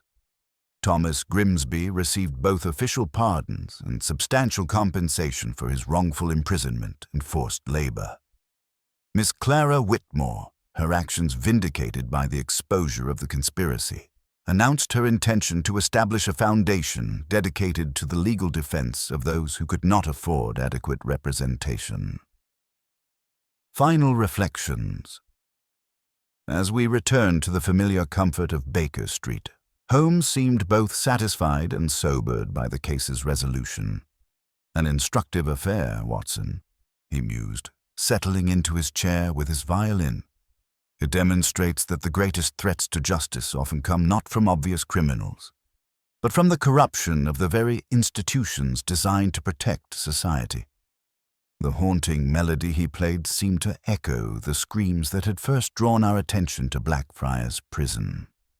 Those cries, we now understood, had been more than supernatural manifestations or clever deceptions. They had been the voice of justice itself, crying out against systematic corruption and demanding restoration of truth, the mathematical precision of truth. The Sterling conspiracy succeeded for so long because it operated with mathematical precision, Holmes observed, setting aside his violin. Each element was carefully calculated, so the chemical compounds, the mechanical systems, the judicial manipulations, even the psychological effects of their supernatural deceptions. But mathematics works both ways, Watson. The same logical precision that enabled their crimes ultimately exposed them. He gestured toward the wall where his analytical charts still displayed the intricate web of corruption we had unraveled. Truth possesses its own mathematical certainty. No matter how elaborate the deception, how systematic the corruption, the underlying facts maintain their logical relationships. Miss Whitmore understood this principle when she created her demonstrations at Blackfriars. She used scientific precision to force the truth into the open where it could no longer be ignored. The case of the screams of Blackfriars Prison was closed, but its lessons would resonate far beyond the walls of that grim institution. We had learned that justice, like mathematics, operates according to immutable principles that no amount of human cunning can permanently subvert. The screams that had haunted the condemned wing were silenced at last, replaced by the quiet satisfaction that comes when truth triumphs over deception and justice prevails over corruption. As London settled into sleep beyond our windows, both Holmes and I understood that we had witnessed something more significant than the solution of a single mystery. We had seen the restoration of faith in the very principles upon which civilized society depends, the conviction that truth will ultimately prevail, and that no conspiracy, however elaborate or well protected, can indefinitely escape the inexorable logic of justice. Now, the trial of Sir William Thornton and the Sterling brothers commenced at the Old Bailey 3 weeks following their dramatic capture at Southampton, transforming what had begun as a supernatural mystery into the most sensational judicial proceeding London had witnessed in decades. The courtroom was packed daily with journalists, legal scholars, and members of the public eager to witness the downfall of men who had systematically corrupted the very foundations of British justice. The prosecution's devastating case. The Crown's prosecution was led by Sir Edmund Hargrove, whose methodical approach proved ideally suited to unraveling the complex web of evidence Holmes had assembled. His opening statement lasted nearly 4 hours, during which he meticulously outlined the systematic nature of the conspiracy that had operated with mathematical precision for nearly a decade. "Gentlemen of the jury," Hargrove concluded, his voice resonating through the hushed courtroom, "you will hear testimony demonstrating that these defendants constructed an entire parallel system of justice, one designed not to protect the innocent, but to exploit them for financial gain while ensuring their own immunity from prosecution." Holmes served as the prosecution's principal expert witness, and his testimony proved devastating in its logical precision. When Thornton's counsel attempted to dismiss the evidence as circumstantial, Holmes produced the enlarged statistical chart I had watched him compile at Baker Street. "There is no intuition involved here," Holmes stated with that cold precision I knew so well. "Merely arithmetic. When a particular judge presides over 73% of all cases later shown to involve manufactured evidence, and when those assignments deviate consistently from established procedures, we are dealing not with coincidence, but with deliberate manipulation." The blue and red dots on his chart, representing compromised versus independent courts, created a pattern so obvious that even untrained observers could perceive the systematic nature of the corruption. I watched Thornton's composed facade crack as the mathematical certainty of his guilt became undeniable. Clara Whitmore's courageous testimony. The most emotionally powerful testimony came from Miss Clara Whitmore herself. Dressed in mourning black, she presented her evidence with the same scientific precision she had applied to her Blackfriars demonstrations, yet her voice carried the profound weight of personal tragedy. "My father was not born a criminal," she stated with remarkable composure. "He was corrupted gradually by men who understood how to exploit ambition and fear. When he finally recognized the magnitude of his crimes and attempted to withdraw from the conspiracy, they murdered him using the same methodology he had helped perfect." Her description of discovering her father's confession among his private papers and his desperate final attempts to document the conspiracy before his death moved even the most hardened observers in the courtroom. "He knew they would kill him," Clara continued, tears finally breaking through her scientific detachment. His final letter contained instructions for finding the evidence he had hidden and a plea that I use my knowledge to expose the truth, regardless of the cost to his reputation. Thornton's damning self-destruction, yet it was Sir William Thornton's own testimony that sealed his fate most completely. Under cross-examination, his aristocratic pride led him to defend the indefensible, revealing the chilling philosophy that had motivated his crimes. "Society cannot be governed by abstract notions of equality," he declared with icy composure that sent a visible shudder through the courtroom.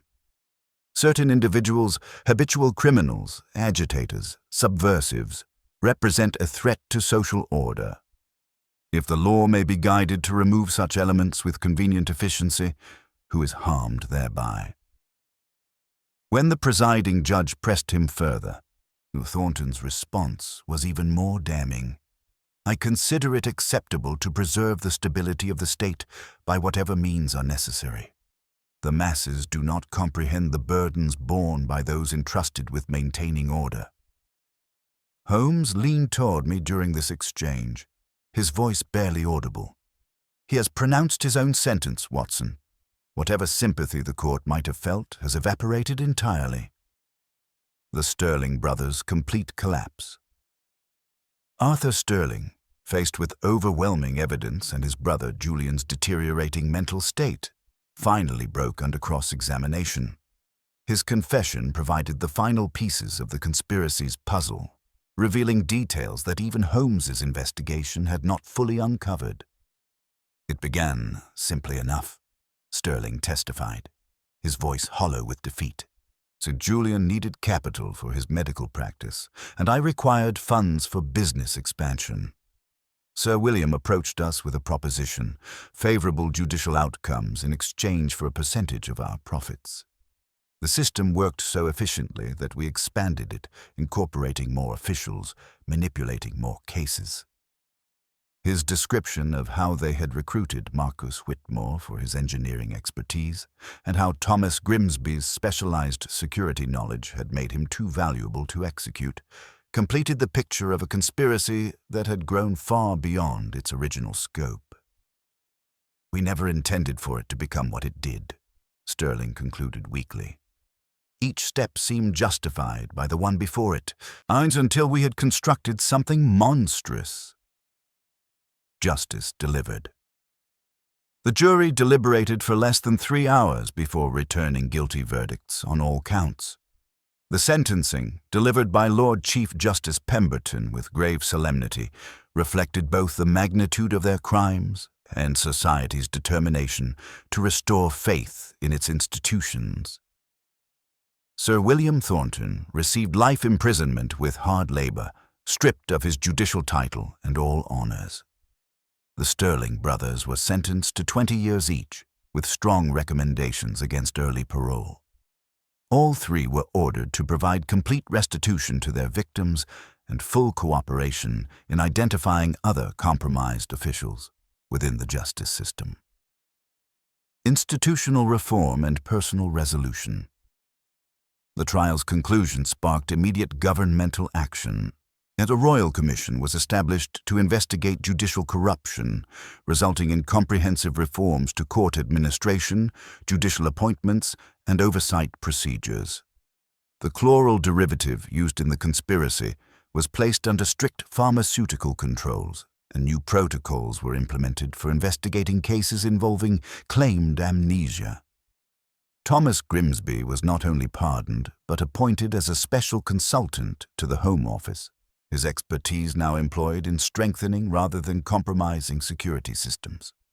Captain Edward Blackthorne returned to military service with an official commendation, while Miss Clara Whitmore's Foundation for Legal Defense of the Indigent received substantial government funding.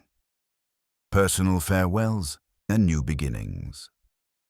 Several days after the trial's conclusion, a Miss Clara Whitmore visited Baker Street to bid us farewell before departing for Switzerland. The desperate, grease-stained engineer we had encountered in the prison pump room had been replaced by a young woman of quiet dignity, though the weight of her experiences remained visible in her eyes. "I am leaving London for a time," she explained, accepting the chair I offered. "The memories here are too painful. I need distance to heal properly." Before departing, she presented Holmes with a small silver locket containing not only her father's photograph, but also the complete formula for her iron-weakening chemical process. "I have destroyed all other copies," she said firmly. "Such knowledge is too dangerous to exist freely in the world." When I inquired about Captain Blackthorne, a faint blush colored her cheeks. "Edward has requested a transfer to a regiment stationed near Geneva. He says the mountain air will benefit his recovery, though I suspect his motives are somewhat more personal. We correspond daily." Holmes's final reflections. That evening, as Holmes stood at our window gazing out over the fog-shrouded streets of London, he seemed unusually contemplative. The case had revealed uncomfortable truths about the vulnerability of even the most respected institutions to systematic corruption. "We have removed the cancerous growth, Watson," he said quietly, "but the body politic remains scarred. How many other innocent men languish in prisons across the empire, victims of similar machinations we shall never discover?" He turned from the window, his aquiline features sharp in the gaslight. This case demonstrates that while logic is the essential tool of detection, it must be guided by an unwavering commitment to truth. Both sides employed chemistry, mechanics, and psychology with equal precision. The difference lay entirely in their moral purpose. The legacy of truth. As Holmes took up his violin for the final time in connection with this case, the melody he played was no longer the haunting echo of supernatural screams, but something more contemplative, a musical reflection on the eternal struggle between justice and corruption. "The screams have stopped, Watson," he observed as the last notes faded. "Blackfriars is once again merely a prison, grim and forbidding, but no longer haunted by the ghosts of injustice. We have exorcised the demons, both real and metaphorical." The case of the screams of Blackfriars. Prison was officially closed, but its impact would resonate far beyond the walls of that grim institution. We had looked into the abyss of institutional corruption and emerged with our faith in justice battered but intact. The mathematical precision that had enabled the conspiracy's crimes had ultimately exposed them, proving once again that truth possesses its own inexorable logic that no amount of human cunning can permanently subvert. In the end, the screams that had first drawn our attention to this mystery had served their purpose, not as supernatural manifestations, but as the voice of justice itself, crying out against systematic corruption and demanding the restoration of truth. The innocent had been vindicated, the guilty punished, and the institutions of justice strengthened against future corruption. In Holmes's world of logical deduction and moral certainty, that represented the most satisfactory resolution any case could achieve. 3 months had passed since the dramatic conclusion of the Blackfriars trial, and London had begun to absorb the scandal into its vast repository of notorious cases. The newspapers had moved on to fresh sensations, though the reforms instituted by the Royal Commission continued to reshape judicial procedures throughout the empire. Holmes had returned to his customary routine of consulting work, though I noticed he maintained a particular interest in cases involving claimed amnesia or questionable convictions. The governor's final visit. On a crisp February afternoon, Mrs. Hudson announced the arrival of Governor Bartholomew, whose appearance suggested he brought news of considerable significance. The man who entered our sitting room appeared remarkably transformed from the haggard, desperate figure we had first encountered. His bearing was confident, his eyes clear, and his manner suggested renewed purpose. "Mr. Holmes, Dr. Watson," he began after accepting our hospitality, "I come bearing both gratitude and information that may interest you profoundly. Blackfriars Prison has been completely transformed since your investigation. The condemned wing has been decommissioned entirely, and we have implemented comprehensive reforms to prevent any future abuse of our facilities." Holmes gestured for him to continue, his keen eyes noting the leather portfolio Bartholomew carried with evident care. "You have discovered something additional, I perceive." "Indeed. While conducting the mandated review of our records, we uncovered a hidden cache of documents concealed within a false wall of the administrative building, a space that had remained undisturbed for years. They appear to be Thomas Grimsby's original notes, the very evidence he claimed would prove his innocence, which vanished mysteriously the night before his trial. The Hidden Testament. The documents Bartholomew spread across our table were extraordinary in their detail and precision. Grimsby had compiled a comprehensive record of the railway construction bribery scheme, including copies of correspondence between Marcus Whitmore and various government officials, detailed financial records showing the flow of corrupt payments, and even photographs of clandestine meetings that should never have occurred. "These would have exonerated him completely," I observed, studying the meticulous documentation with growing amazement. "Why were they hidden in the prison rather than presented at his trial?" Holmes examined the papers with his magnifying glass, paying particular attention to the dates and annotations.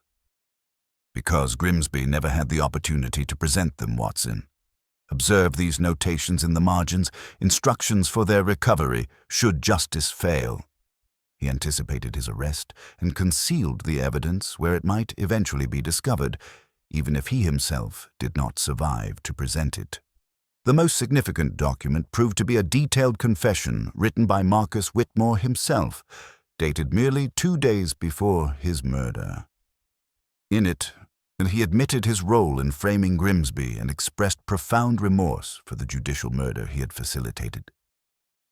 "I have become what I most despised," Whitmore had written in a trembling hand. "A man who corrupts justice for personal gain. My daughter Clara must never know the depth of my crimes, yet I cannot die with this burden unconfessed." The final piece of understanding. Holmes studied Whitmore's confession with intense concentration, his long fingers tracing certain passages with particular interest. This explains the precise timing of Sterling's actions. He discovered this confession among Whitmore's papers and realized that his partner intended to expose the entire conspiracy. Sterling had no choice but to eliminate Whitmore before he could complete his redemption. Governor Bartholomew nodded gravely, his weathered features reflecting the weight of these revelations. "We have forwarded copies to the Royal Commission immediately. Their preliminary analysis suggests that Grimsby's evidence will lead to the exposure of at least 30 additional corrupt officials who escaped our original investigation." As Bartholomew prepared to depart, he produced one final item, a sealed letter addressed to Holmes in Clara Whitmore's elegant script. Holmes opened it carefully, his expression softening as he read the contents aloud for my benefit. Clara's new beginning. "Dear Mr. Holmes," the letter began, "I write from Geneva, where the mountain air and distance from London have begun to restore my equilibrium. Captain Blackthorne and I were married last week in a quiet ceremony, attended only by his father and my aunt. We have decided to remain in Switzerland, where Edward has accepted a position with an engineering firm designing railway tunnels through the Alps. I wish to inform you that I have resumed my mathematical studies, focusing now on structural engineering rather than the destructive applications I employed at Blackfriars. My work on acoustic properties has attracted interest from several universities, and I have been invited to present papers on the responsible application of scientific knowledge. The screams that haunted Blackfriars were born of my desperation and grief, but they served a purpose beyond my original intentions. They drew your attention to injustices that might otherwise have remained hidden forever, and for that I am profoundly grateful. Yet I recognize now that the methods I employed were dangerous and could have resulted in tragedy had they fallen into less capable hands.